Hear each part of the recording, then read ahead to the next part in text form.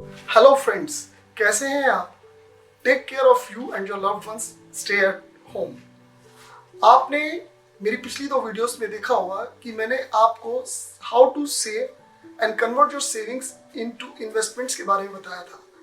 अगर आपने मेरी पिछली दोनों वीडियोस मिस कर दी हैं तो कृपया आई बटन पर जाकर क्लिक करें। आज हम आपको कई सारे नए इन्वेस्टमेंट ऑप्शंस के बारे में बताएंगे, जैसे NSC, PPF, RBI bonds, GPF and EPF. ये चीजें मैं आपको टेबल के माध्यम से समझाऊंगा। मैंने आप लोगों के लिए एक टेबल प्रिपेयर किया है जिसके अंदर मैंने आपको बताया हुआ है कि किस तरह की स्कीम्स होती हैं, उसमें क्या इंटरेस्ट मिलता है। सबसे पहले एनएससी। एनएससी भारत सरकार की पोस्ट ऑफिस की स्कीम है।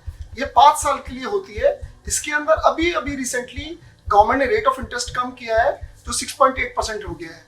इसके अंदर 5 साल का लॉक इन पीरियड होता है। और इसके बाद जो हिंदुस्तान में बहुत ही मोस्ट पॉपुलर स्कीम है वो पीपीएफ है, पब्लिक प्रोविडेंट फंड, जिसे गवर्नमेंट ऑफ इंडिया ने स्टार्टिंग में पोस्ट ऑफिस से स्टार्ट किया था। अब ये सभी बैंक्स के थ्रू भी अवेलेबल है। इसके अंदर आज की डेट में लेटेस्ट कट करके 7.1% का इंटरेस्ट मिल रहा है। मगर इसके अंदर सबसे बड़ा एक ही नेगेटिव पॉइंट है कि ये 15 ईयर्स का लॉक इन पीरियड होता है। हालांकि कुछ शर्तों के बाद आप लोग इसके अंदर 7 साल के बाद कुछ पैसा निकाल सकते हैं, बट फिर भी 15 साल के लॉक इन की वजह से इसके अंदर यही एक नेगेटिविटी है। बाकी at the end of 15 years भी जब आपको पैसा मिलता है वो भी पूरा टैक्स फ्री होता है। और इसे आप 5-5 साल के एक्सटेंशन के 15 साल के बाद भी 5-5 साल के एक्सटेंशन आप इसमें ले सकते हैं। ये बहुत एक अच्छी स्कीम मानी जाती है।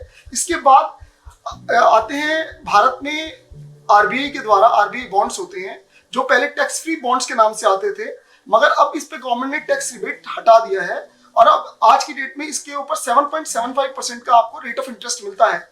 इसके लिए आपको ये बॉन्ड्स फिजिकल फॉर्म में नहीं आते हैं। इसके लिए आपको बॉन्ड्स के लिए आपको डीमैट अकाउंट खुलवाना पड़ता है और उस डीमैट के अकाउंट की आपको डिलीवरी लेनी होती है आरबीआई बॉन्ड्स की। और इसके ऊपर जो रेट ऑफ इंटरेस्ट है वो सबसे अट्रैक्टिव है 7.75%, जबकि आज की मार्केट में सिनेरियो में रेट ऑफ इंटरेस्ट गिरते ही जा रहे हैं, बट उस हिसाब से ये रेट ऑफ इंटरेस्ट बहुत ही अच्छा है। और जो लो इनकम ब्रैकेट में आते हैं जैसे 10% या 20% में, उनके लिए तो ये बहुत ही अच्छा है, क्योंकि अगर आप 7.75 में से 10% लेस भी करते हैं आफ्टर डिडक्शन ऑफ टैक्स, तब भी ये 7% के आसपास आपको मिलता है। इसके बाद आपको जो अगला आता है, हाँ, इसके अंदर एक बात बताना मैं भूल गया। इसके अंदर आपको 7 ईयर्स का पीरियड रहता है, जो 7 साल से पहले ये आप कैश ऑन नहीं करवा सकते, ना ये मार्केट में कहीं और ट्रेड करते। गवर्नमेंट ने इसके अंदर रिलैक्सेशन कुछ दी है, जैसे 60 साल की एज के अंदर आप इसे 6 साल के बाद निकाल सकते हैं, और यही एज अगर 70 प्लस हो जाती है तो आप इसे 5 साल के बाद निकाल सकते हैं, और यही एज अगर 80 प्लस हो जाती है तो आप इसे 4 साल के बाद भी विड्रॉ कर सकते हैं।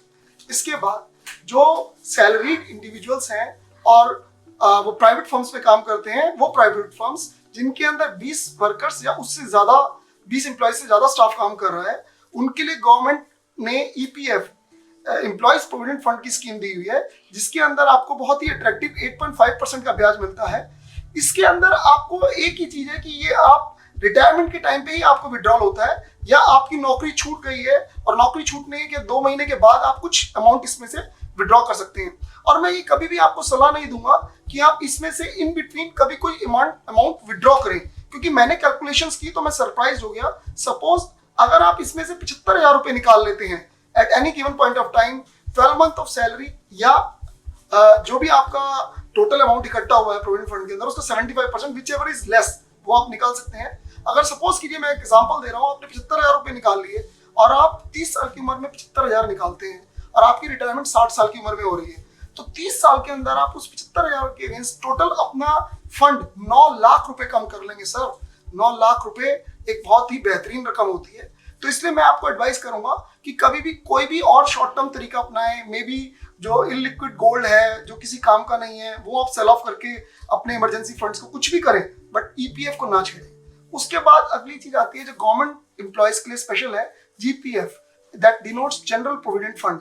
इसके अंदर गवर्नमेंट ऑफ इंडिया 7.9% का ब्याज देती है, वो भी at the time of retirement ही आप निकाल सकते हैं। बाकी सारे शर्तें और कंडीशंस वो सेम ही है जो ईपीएफ वाली हैं, मगर इसमें भी वही कंडीशन है कि आप अपना पैसा ना विड्रॉ करें तो आपको ज्यादा बेनिफिट होगा। हेलो फ्रेंड्स, अ, अभी तक हमने सेविंग्स के डिफरेंट ऑप्शंस के बारे में जिक्र किया, विस्तार रूप से जिक्र किया, जिसके अंदर आज हम आपको इसी कड़ी में एक और इन्वेस्टमेंट ऑप्शन के बारे में बताएंगे, जिसे शेयर मार्केट या स्टॉक मार्केट भी कहते हैं। दोस्तों, ये to be very frank, investment in share markets are very risky, it's really true. क्योंकि अगर आप बिना सोचे समझे पैसा इस मार्केट में डालते हैं, और अधिकतर लोग इसे एज ए गैम्बल लेते हैं, वो लोग ये सोचते हैं कि हम इस मार्केट के अंदर पैसा डालेंगे और हमें बढ़ के एकदम इमीडिएटली मिल जाएगा। बट दोस्तों, this is not a child's play, यह बच्चों का गेम नहीं है। इस मार्केट के अंदर, शेयर मार्केट के अंदर मेनली दो तरीके के लोग एक्टिव रहते हैं, जिनको एक को हम ट्रेडर कहते हैं और अदर्स आर कॉल्ड इन्वेस्टर्स।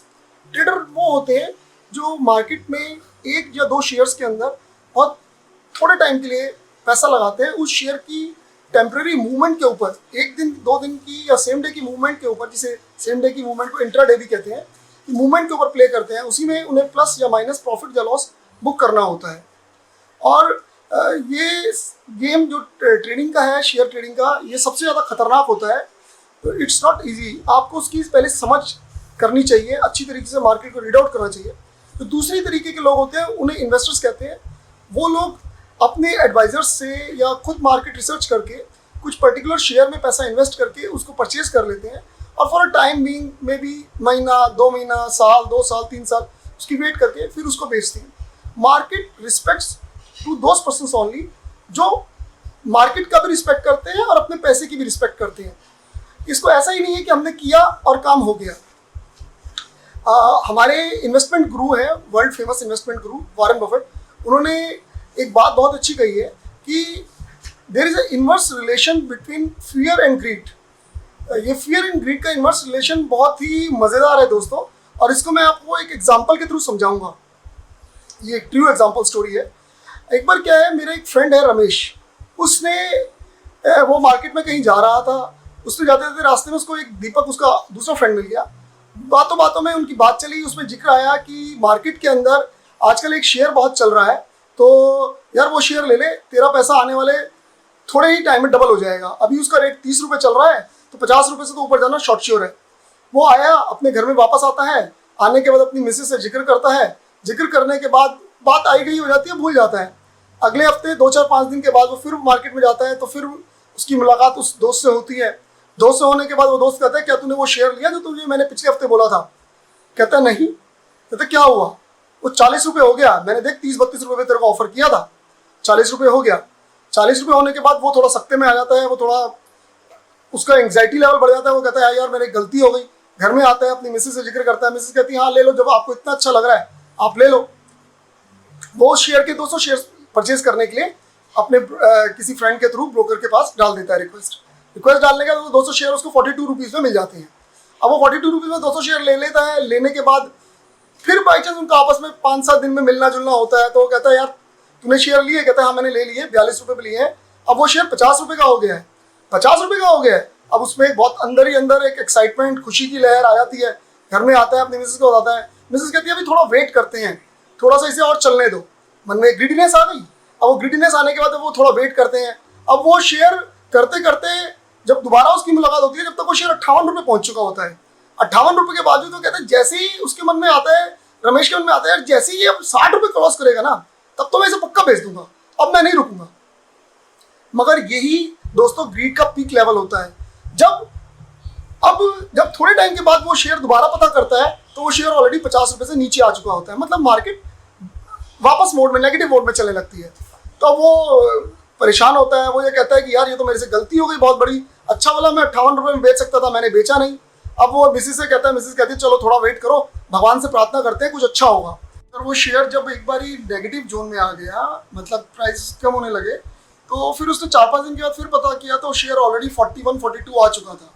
और 41-42 आने के बाद वो बहुत ज़्यादा पैनिक में आ गया, एक फियर मोड में आ गया, घबरा गया।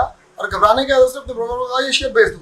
40 रुपये में जाके वो कहीं शेयर बिका। तो अल्टीमेटली जो उसे प्रॉफिट होना चाहिए था, वो प्रॉफिट ना होके उसको 1000 रुपये का, क्योंकि उसके अंदर 800 रुपये का लॉस प्लस कुछ कमीशन वगैरह था, ब्रोकरेज थी, लॉस हो गया।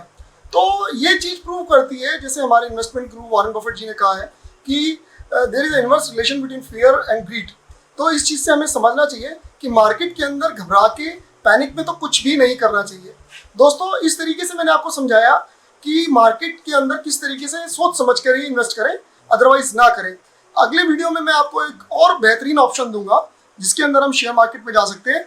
तब तक के लिए अगर आपने मेरी पिछली वीडियोस नहीं देखी है तो कृपया आई बटन पे जाके क्लिक कीजिए और हम आपसे फिर मुलाकात करते हैं अगली वीडियो में। नमस्कार।